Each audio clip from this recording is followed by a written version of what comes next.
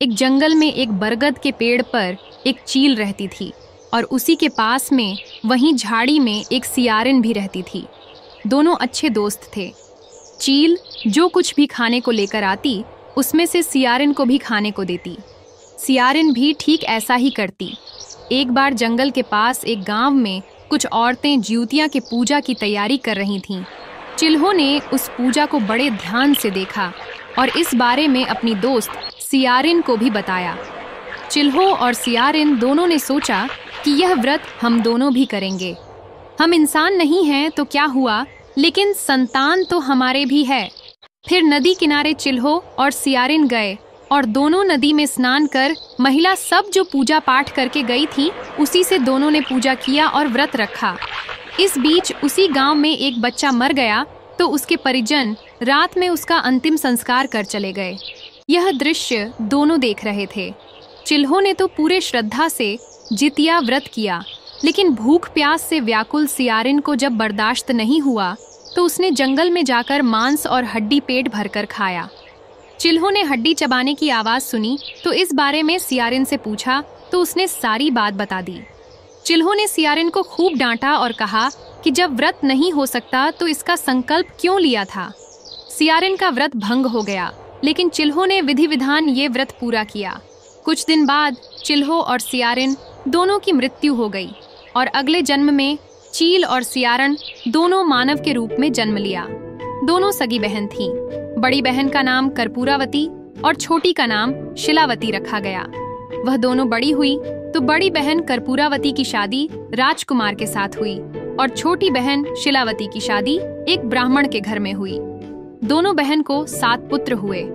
छोटी बहन शिलावती जो ब्राह्मण के घर में शादी होकर गई थी, उसके साथ 7 पुत्र जीवित थे।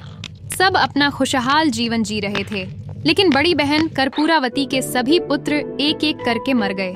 इससे बड़ी बहन को छोटी बहन से जलन हुई कि वह गरीब है, फिर भी उसके सभी पुत्र जीवित हैं। उसके घर सुख शांति है।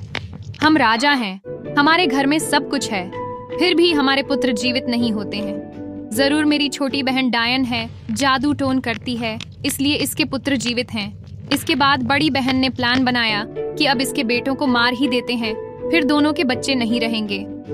रानी कर्पूरावती ने राजा से शर्त रखी कि मेरी छोटी बहन शिलावती के 7 पुत्र जैसे ही आएंगे उसका सिर काट के मुझे दे दीजिए। राजा मना भी किया, लेकिन रानी की शर्त मानना ही पड़ा। राजा ने चांडाल को आज्ञा दिया कि उसके पुत्र का सिर काट कर लाओ। चंडाल आज्ञा मानकर रानी को 7 सिर दिया। इसके बाद रानी ने लाल कपड़े में सभी बच्चों के मुंड को लपेटकर डाली में डालकर अपनी बहन के घर भेज दिया। जब शिलावती और बहू ने व्रत खोला तो उन्होंने कहा कि मेरी बड़ी बहन के यहाँ से सामान आया था, देखो उसमें क्या है। रानी है, बहुत कुछ उपहार भेजी होगी। जब डाली में देखी तो उसमें नारियल थे। कहा जाता है कि जितिया व्रत के प्रभाव से सभी सिर नारियल बन गया। उधर रानी प्रतीक्षा कर रही थी कि मेरी बहन के यहाँ से दुख भरा समाचार आएगा तो वह खुश होगी कि अब छोटी बहन के भी पुत्र नहीं है। उसने जब यह समाचार नहीं सुना तो इसके बारे में राजा को बताया। इस पर राजा ने कहा कि तुम्हारे कर्म बुरे हैं, इसीलिए शिलावती के सभी पुत्र जीवित लौटकर नारियल बन गए।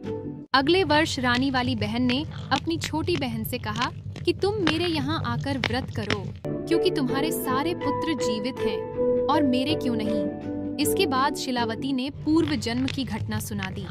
उसको बताया कि पिछले जन्म में तुम सियार थी और मैं चिल्हो थी, तब हम दोनों ने व्रत किया, लेकिन तुमने अपना व्रत भंग कर दिया था। इस तरह बहन के बताने पर उसने फिर से विधि विधान ज्योतिया व्रत किया, जिससे उसके भी पुत्र जीवित रहे। कहते हैं तभी से जीवित पुत्र का व्रत रखा जाने लगा।